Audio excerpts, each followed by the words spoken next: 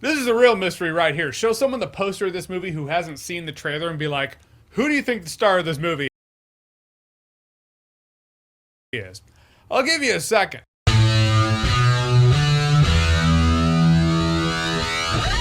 So Argyle's the new Matthew Vaughn film, stars Bryce Dallas Howard and Sam Rockwell. That's right, kids, in case you didn't get it, those two are the stars. Anyhow, Bryce Dallas Howard plays an author. She writes spy novels. Turns out her novels are very close to reality. So she gets wrapped into this spy world. Spies, organizations are trying to kill her. Sam Rockwell plays a spy who's helping her out, so it's the two of them navigating that situation. And yeah, Henry Cavill's in it, kind of, as a character in her fictional novel. Who is not the star of this movie regardless of what the poster looks like? Henry Cavill's in this movie for about 5 minutes max. Don't go into this all like, hey, loved man from Uncle. Let's do it. It's just gonna piss you off. There are other things in this movie to be pissed about. And as I've said, Matthew Vaughn is hit or miss with me. Funny enough, Argyle is hit and miss with me. Can't say it's the best and worst of Matthew Vaughn, as there's nothing in here that really does compare to Matthew Vaughn's best, but it's undeniably some Matthew Vaughn fun and lows wrapped into one over-padded, overstuffed 2-hour, 20-minute package. Sam Rockwell and Bryce Dallas Howard, I thought they were good in the movie. Sam Rockwell in particular is a standout who once again showcases his great comedic timing. Important for this movie because I feel like when the humor landed,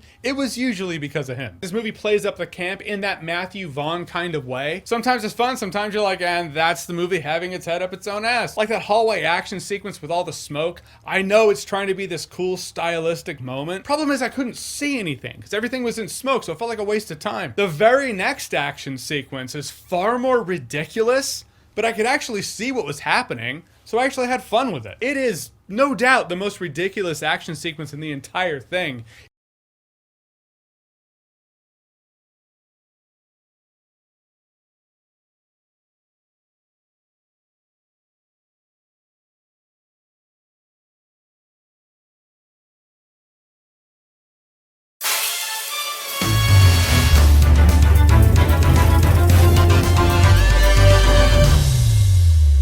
Oppenheimer is written and directed by Christopher Nolan and stars Cillian Murphy as the title character, and is the real-life exploration of J. Robert Oppenheimer, an American scientist, largely known as the father of the atomic bomb. Anytime Christopher Nolan releases a new film, there's a lot of excitement, obviously. He's made tons of great movies and is one of my favorite filmmakers. He's also one of the few filmmakers operating today that really cares about cinema and actually is given the budget to be able to make films that support it. He shoots on film.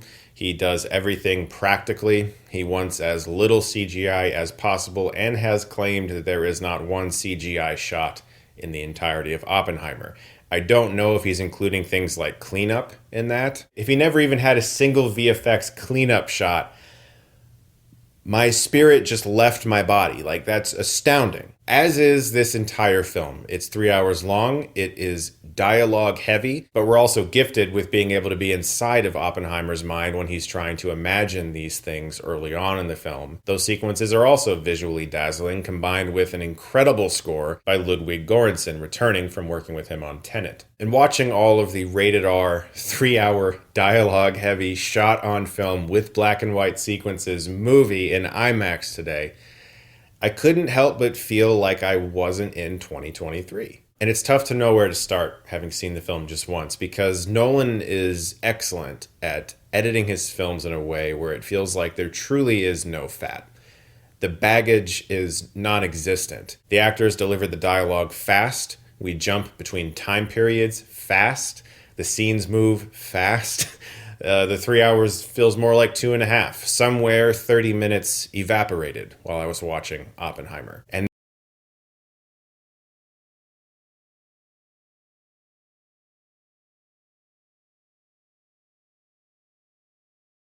The year is 1942, and National Defense Research Committee Chairman James B. Conant has invited none other than Robert J. Oppenheimer to take over work on fast neutron calculations at the Los Alamos Laboratory for the Manhattan Project.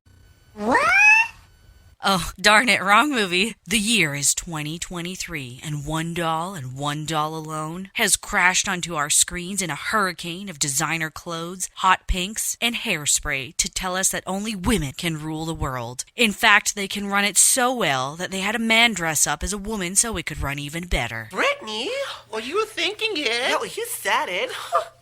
Yeah, I'll admit it, I was really pumped for Barbie. The cool brand collaborations, the fun-looking set photos, and Ryan Gosling, who I like not for his eye candy ability, but because he can actually act. Seriously, go watch All Good Things. Seeing Greta Gerwig attached didn't dull that excitement, despite knowing that she's nothing short of a free-bleeding feminist country liberal. In fact, WB can thank me for contributing 2 tickets to their box office numbers, as my early preview was cut short when a powerful storm hit southern Ontario. And since it's more important to contribute funds to the Canadian Maid Services, nobody has surge protectors, therefore frying the projectors at my local cinema. But alas, the second time was a success, and Jeebus Titty fucking Chist, this movie is the equivalent of Pepto-Bismol vomit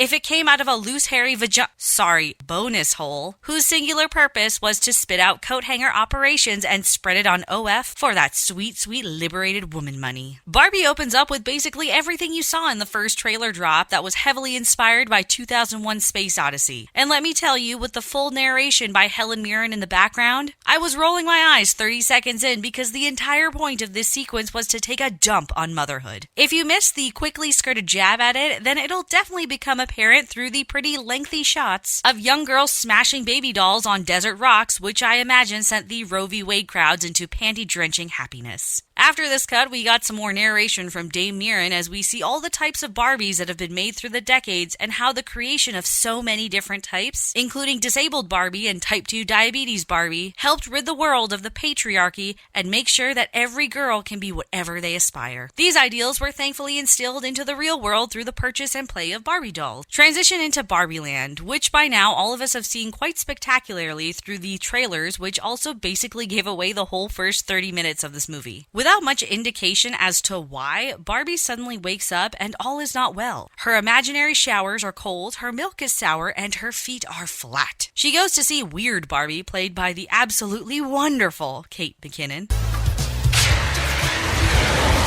And somehow this twit knows that whoever is playing with Barbie in the real world is having some depressive episodes that are now influencing Barbie in Barbie Land. Because this was written by an activist instead of a writer, they just kind of make this shit up as they go to keep the plot going. And that's how Barbie figures out she's got to go to the real world. Also, Weird Barbie looks oddly familiar. Self-insert much? Ken decides to hop on this adventure because the Kens only exist to be at the beck and call of the Barbies, and joins Barbie in the real world, where it turns out the woman playing with her real-world counterpart, Gloria, played by America Ferrera, is going through a pretty significant midlife crisis because her job seems to be going nowhere, and her teenage daughter is an absolute fucking bitch. Ken, in the meantime, discovers that the real world is run by the patriarchy, and becomes a base 10 legend for the second half of this movie, and it's here that we have the development of the actual villain, men. Anyways, Mattel gets word that this Barbie has escaped Barbie World, and the honchos at Mattel believe that they can get this escaped Barbie under control if they put her back in a Barbie box, which Barbie initially agrees to happily until the shackles of patriarchy shot cues in and she realizes she doesn't want to be put back in a box because freedom. Fuck if I know. Barbie tries to escape and runs into a fever dream room with an old woman in a kitchen played by Rhea Perlman, and they have tea, which ends up relieving Barbie and giving her a second win. It works, right? Barbie escapes Mattel headquarters successfully with the help of Gloria and her bitch daughter, and they all decide to go back to Barbie Land together in hopes that this will fix Barbie's issues. They get back, and it turns out Ken had returned on his own while Barbie was at the headquarters, and he brought the patriarchy back to Barbie Land, brainwashing the remaining Barbies and filled it with every masculine stereotype you can think of. Cowboy hats, horses, guitar, beard wings, and calling girls chicks and babes. Ken has even taken over Barbie's house, and distraught and upset, Barbie basically has a breakdown and becomes depressed Barbie. Weird Barbie takes her back to the Weird Barbie house, and there's kind of an intervention that involves Gloria just going on and on and on about how hard her life is as a woman. Because women have so many trouble in the patriarchy and being nice. For fuck's sake, I really just tuned out at this point. But it's okay, because they have a plan to deprogram all the brainwashed Barbies. Get Gloria to keep bitching about all these problems until they snap out of it. And somehow this works, additionally deprogramming trans Barbies somehow.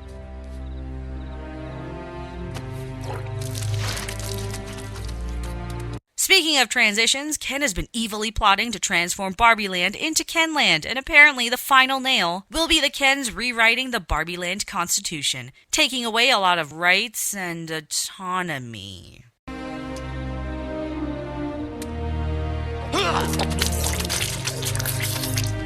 So, to distract the Kens, the Barbies decide to use their feminine wiles to turn the Kens against each other, thus leading to an all-out war that will distract them so that the Constitution rewrite doesn't happen at all. Because according to this world, men go to war because they're insecure, not because of money or land or wealth. And it works. Barbieland is restored, Barbie rejects Ken and tells him to find himself. Barbie realizes she doesn't want to be a Barbie doll anymore and joins the real world. The film closes out with Barbie seeing a gynecologist because, you know, now that she has functioning parts, that's the first thing that she's got to do, and I'm sure all the children in both my theaters totally got that one.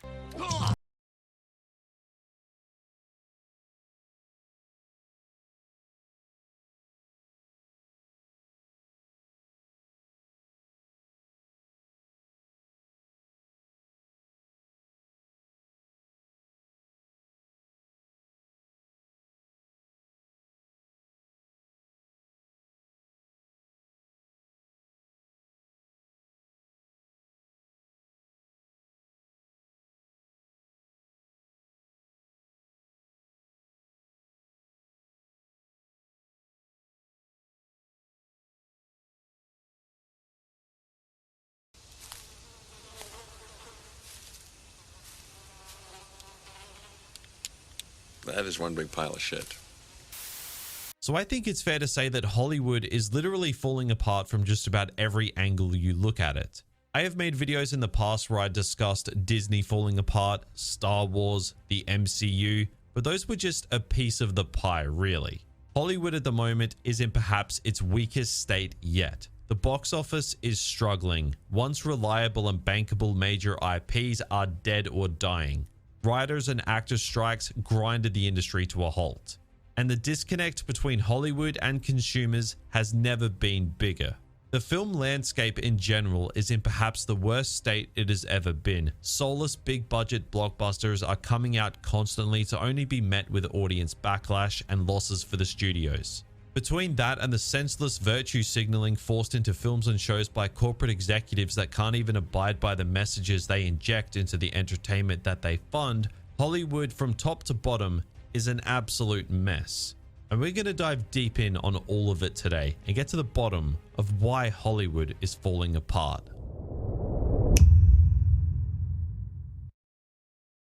So Hollywood is in a place where it needs to make big changes, and it needs to make them quickly. Before the pandemic, for better or worse, the box office was dictated by major IPs such as Star Wars and Marvel. Yeah, I know, it's crazy to think that Star Wars was actually in a place where people cared. Kathleen Kennedy, you really did it. But pre-pandemic Hollywood was seemingly flourishing. Big blockbusters actually made money, even though it was generally from the larger IPs, with sequels and remakes being the safe bet. Money was still being made. Audiences were still going to the theaters in droves. Flash forward to right now, the end of 2023, and I go to the latest MCU movie on opening day, and there are 3 people in the theater, including me. What happened, man? Well, a lot happened. The pandemic obviously changed the media consumption landscape as we know it, with streaming becoming a major player in how people consume entertainment. Even though streaming platforms were a thing pre-pandemic, they became the main source of viewing the latest film when we were all stuck inside.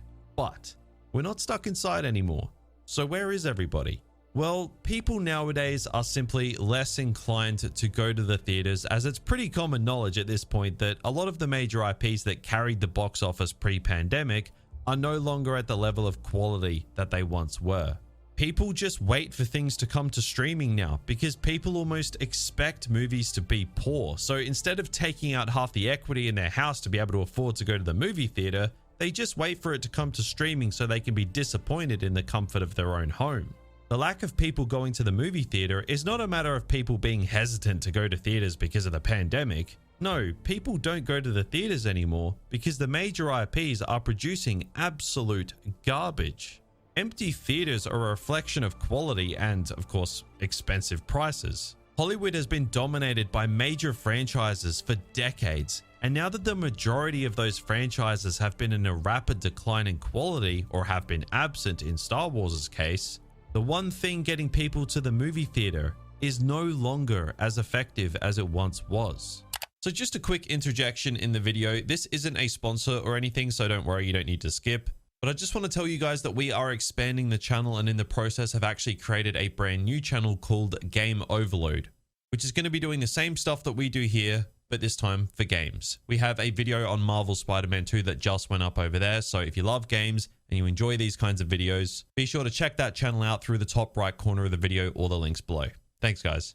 Films losing money. It's more common right now than ever before, really.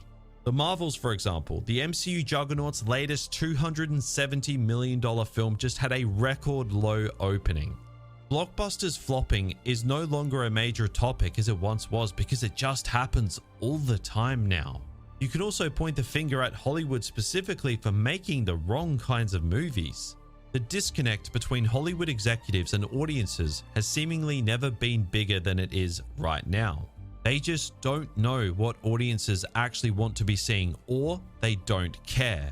Films keep getting made that nobody asked for. Disney's Haunted Mansion is a prime example. It is one of the biggest flops of the year. Who was asking for a remake of a lackluster 2003 Eddie Murphy movie based on a theme park ride? Absolutely no one. On a budget of $157 million plus marketing, it made $59 million, leading to over a $100 million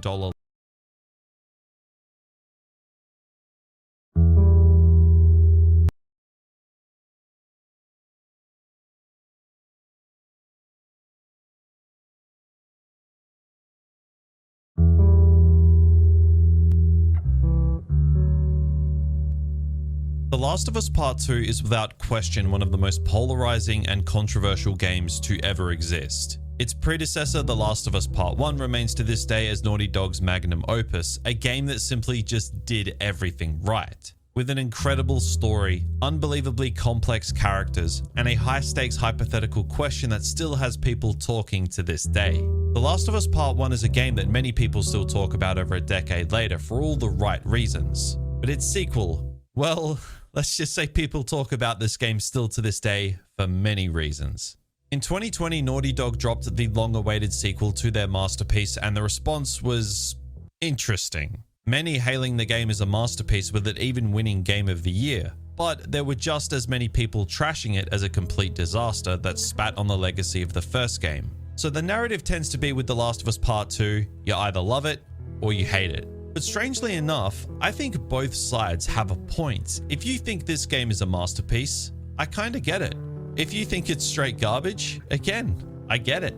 Look, there are many games that I love, there are many games that I hate, and there are many games that I think are just fine. But then there is The Last of Us Part 2, a game that still to this day I constantly swing back and forth as to whether or not I love it or I hate it. So given that The Last of Us Part 2 got a remaster recently, I decided to replay the game to see if my opinions of the game had changed after the last few years. And, well, I've got a lot to say. So we're going to dive deep into this story, the characters within it, the controversy, the gameplay, and the world of The Last of Us Part 2 in this retrospective look into one of the most controversial games of all time.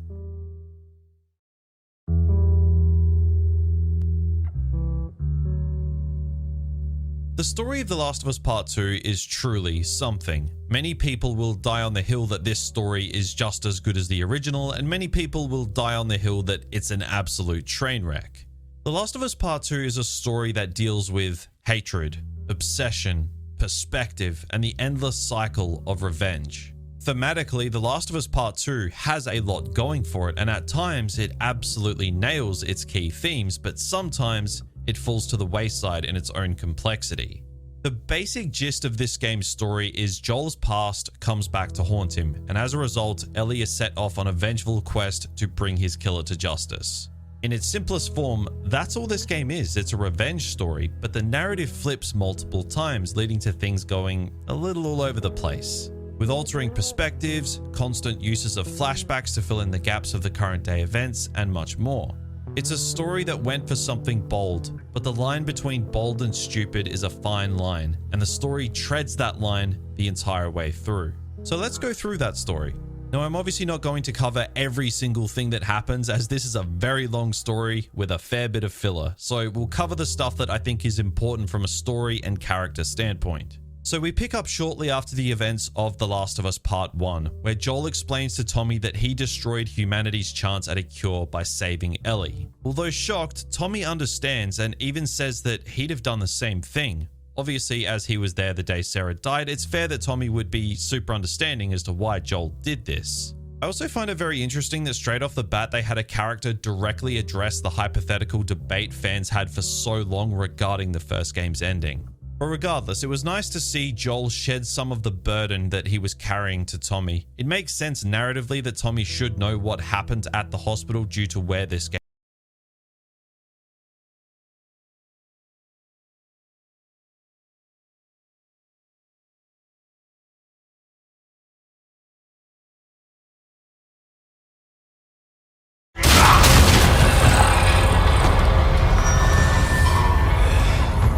myself out. In light of the high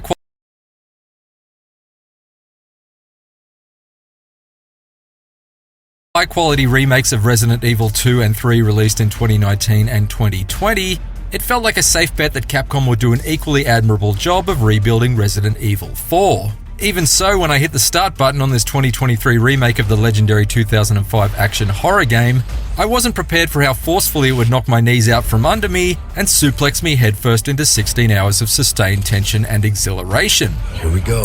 This fully revitalized campaign dramatically one-ups the original in almost every conceivable way. Its Spanish countryside setting is substantially more sinister, its pacing has been tightened, and its controls have been modernized in order to allow its signature shooting mechanics to really shine. I've been waiting 18 years for a game to thrill me in the same way as Resident Evil 4. As it turns out, this whole time I've just been waiting for another Resident Evil 4. Oh, you gotta be kidding me.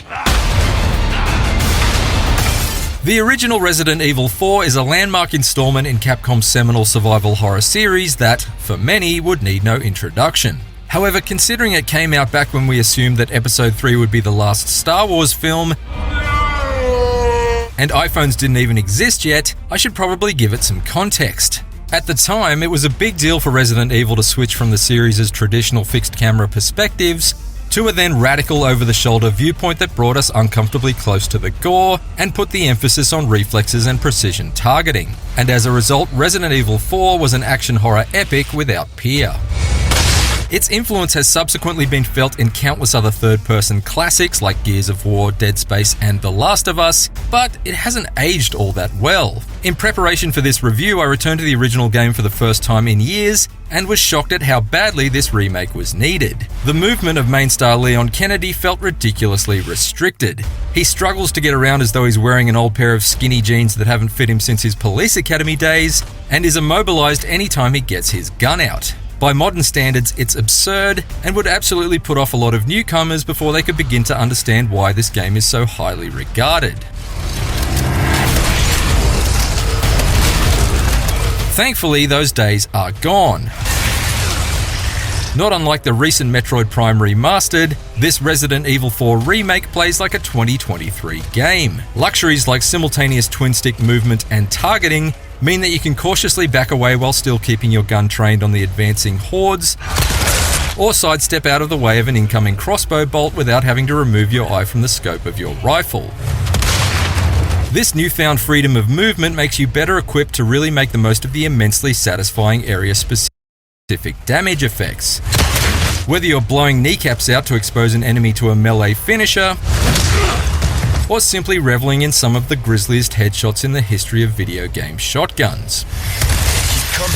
Leon's combat knife can also be used to parry enemy attacks or bring a swift finish to staggered foes, or to take enemies out silently after he's crept up on them with his new ability to crouch. Must be those looser fitting jeans. Crucially though, this overhauled control setup makes combat more fluid without compromising any of the challenge. The added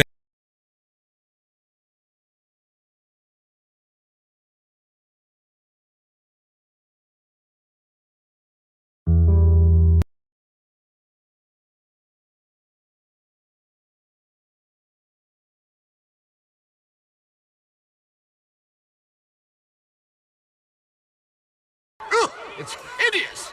Oh, that's not very nice.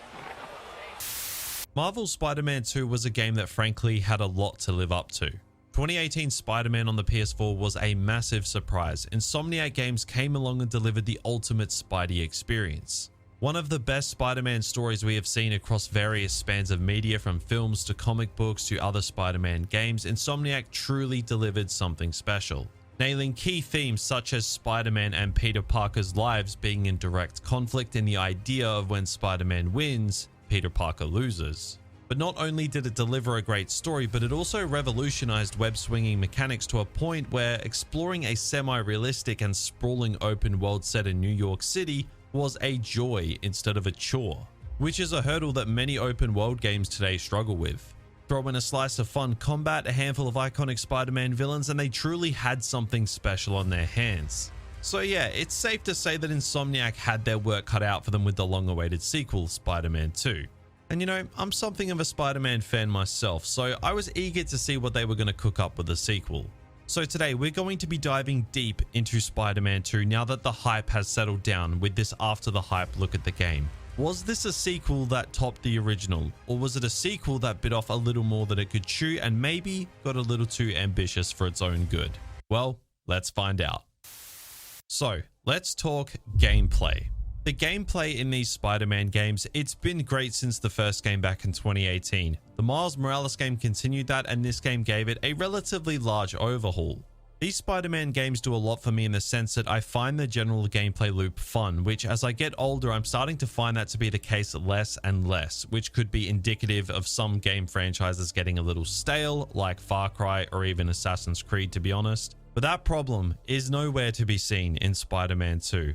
The amount of times I told myself one more this, one more that, and then proceeded to turn into a gremlin and play for another 7 hours was honestly a little bit ridiculous. I think Insomniac built very well off the foundations of the first game to help create something that you can just keep playing. It also helps that swinging around New York has never felt better. The web swinging mechanics are very similar to the first game, but minor and major changes were made for the betterment of traversing New York. One of the most controversial changes were the web wings, allowing you to glide around New York, Brooklyn, and Queens. Now, I do understand why some people took issue with this new mechanic, as web swinging mechanics are just so much fun already. Like, why add something that would lead to you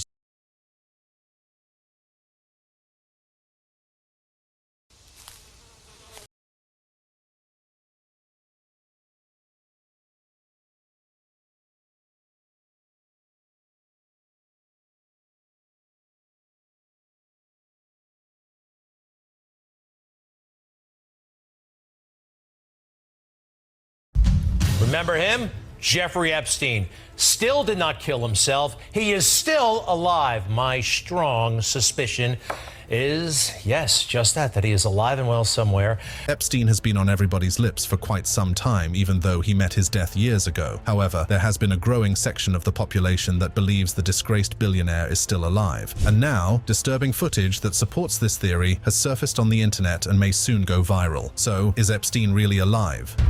Jeffrey Epstein alive? He's still alive anyways. We can just go to his island. Do you think he's still alive? Oh yeah. Really? Yeah, he's on that island. Internet detectives have been on Jeffrey Epstein's case since news first broke out of his disgusting crimes. And after he was reported dead, they did not rest, as they now seem to have stumbled on yet another conspiracy. According to sections of the internet, Jeffrey Epstein's death was faked. They maintain that he is still alive, and that drone footage taken on the island can confirm this. So which footage is this, and does it really show Jeffrey Epstein alive? Picture of Jeffrey Epstein that was found. This is real, folks. This is actually a photograph. of him on August 30th. Now, supposedly he died August 10th, but he was there August 30th. In the weeks after Epstein was pronounced dead, drone footage of his island, Little St. James was posted on a YouTube page called Rusty Shackelford, which has since been taken down from YouTube. The drone footage extensively covered Epstein's island and gave viewers a glimpse of what the island was like. In one of the videos, there were two men on golf carts, and one of them had grey hair and had a striking resemblance to Epstein. But was it really him? And why did people have doubts about his death? Well, there have been rumors that he was a Mossad intelligence agent and that he was being used to compromise high-profile people in Hollywood and in the US government, as well as gather intelligence for the Israeli intelligence. So, was Epstein really compromising Hollywood elites and politicians? Turns out, Epstein did reveal this during what would be one of his last interviews. In the summer of 2018, James B. Stewart, a writer for the New York Times, found himself inside the opulent Manhattan mansion of Jeffrey Epstein. A young woman, possibly in her teens, answered the door and ushered him in. Little did he know that this encounter would reveal a web of secrets that would send shockwaves through the corridors of power. Epstein, a convicted sex offender and financier, claimed to possess a treasure trove of damaging information about the rich and famous. As Stewart delved into the conversation, he was confronted with a disturbing reality: Epstein's knowledge of the darkest secrets of the elite. Epstein's claims were nothing short of astonishing. He boasted of an extensive network of connections to the world's wealthiest and most influential individuals. But it wasn't just their names that Epstein knew. He also claimed to possess intimate details about their sex lives and drug use. Stewart, intrigued by the potential implications of Epstein's revelations, pressed him for more information. The overriding impression I took away from our roughly 90-minute conversation was that Mr. Epstein knew an astonishing number of rich, famous, and powerful people and had photos to prove it, Stewart wrote. He also claimed to know a great deal about these people, some of it potentially damaging or embarrassing, including details about their supposed sexual proclivities and recreational drug use. Epstein's connections were far-reaching, spanning across industries and continents, from politicians to business tycoons, from Hollywood celebrities to Silicon Valley moguls. Epstein seemed to have an uncanny ability to infiltrate the inner circles of power. But how did he gain access to such influential figures? And what did they confide in him? According to the journalist, Epstein suggested that his own scandalous past made it easy for others to trust him with their secrets. He claimed that people confided in him without feeling awkward or embarrassed. It was as if his checkered history created a sense of camaraderie among the elite, a shared understanding of their own vulnerabilities. But that's not all. The billionaire used sick methods to get his way. Epstein's New York City mansion, located on the Upper East Side, was a fortress of secrets. Every room, every hallway, and every corner was meticulously monitored by hidden surveillance cameras. These cameras were strategically placed to capture every movement, every conversation, and every intimate moment of Epstein's guests. Disguised as innocent objects like clocks, lamps, and even artwork, these cameras were virtually undetectable to the untrained eye. Epstein's guests, including politicians, celebrities, and business tycoons, were unknowingly under constant surveillance, their every move recorded for his twisted purposes. The installation of these surveillance cameras was not just for security purposes. Epstein had a sinister motive: to gather incriminating evidence against his powerful friends. These recordings would later become tools of manipulation and control, ensuring their loyalty and silence. While Epstein's New York City mansion was a hotbed of surveillance, it was his private island, Little St. James, that took the concept to a whole new level. This secluded paradise became a playground for the rich and powerful, but little did they know their every move was being watched. Hidden among the lush foliage and pristine beaches were countless surveillance cameras, strategically positioned to capture every moment on the island. From the main residence to the guest cottages, no area was left unmonitored. Epstein's guests, including politicians, celebrities, and even members of the royal family,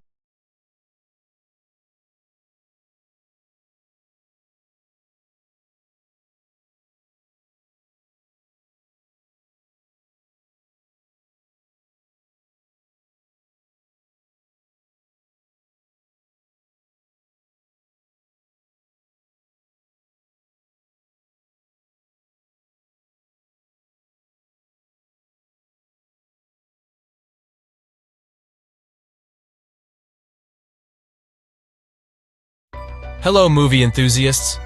Today we will transport ourselves to a future that isn't as rosy as one might think. Before you is a compilation of the 12 most memorable post-apocalyptic films, which will certainly surprise you with their originality and intensity. Are you ready for this dark journey? Let's get started. Number 12. Extinction. When a mysterious virus turns people into zombies, a small group of survivors find refuge in an abandoned town.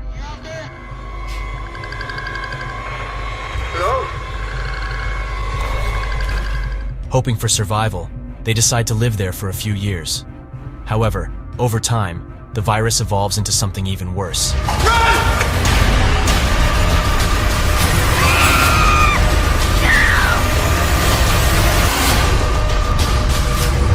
Number 11.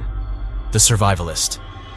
In a post-apocalyptic world of starvation, one man manages to survive on a small plot hidden deep in the forest.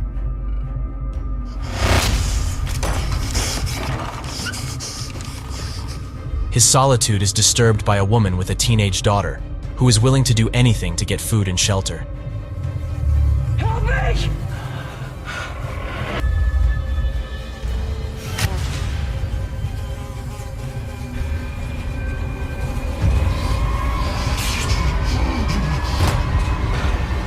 Number 10. The Last Days, Barcelona, the year 2013. As a result of a volcanic eruption, an unknown virus that induces fear of open spaces in humans is released onto the Earth's surface. La muerte esta mañana de un afectado que intentó salir de su domicilio en coche. Tengo náuseas, dificultad para respirar. Estoy hablando. People lock themselves in buildings, and after some time, move to subway tunnels. Mark decides to find his girlfriend, Julia.